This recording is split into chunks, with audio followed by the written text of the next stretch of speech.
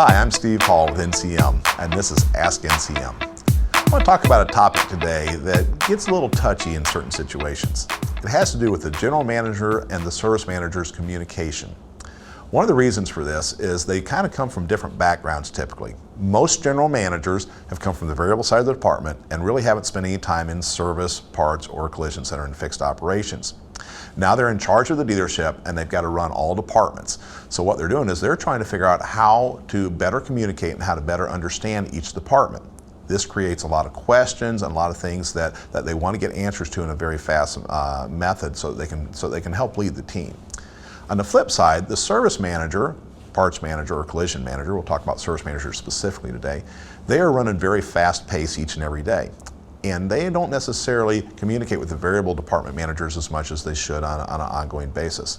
So this general manager wants to learn more and the service manager is just trying to do their job to the best of their ability throughout the day. So as the general manager comes back and tries to pull them away to have conversations or pull them up to the office in order to talk about numbers or opportunities on this, a lot of times the manager looks at this as either they're meddling in something that they don't know much about, or they're pulling them away at the wrong time of the day whenever they're really busy. General manager's not quite as busy earlier in the morning, and they try to pull the service manager up for a meeting, and the service manager is swamped because the service drive is running very hard at that time. Okay? Now this can get very frustrating in over time with this. And what I like to see is better communication. We've got to remember we're all part of one team. We're each there to help each other. The service manager needs to help give information to the general manager to understand the department better and the opportunities. And the service manager should be looking for areas to improve and be able to convey how they want to improve that to the general manager to get buy-in and support with that. At the same time, the general manager needs to be aware of how the service department flows and ask the service manager sometimes on what's the best way that they can learn about the service department and when is the best time they can meet and talk about things with that.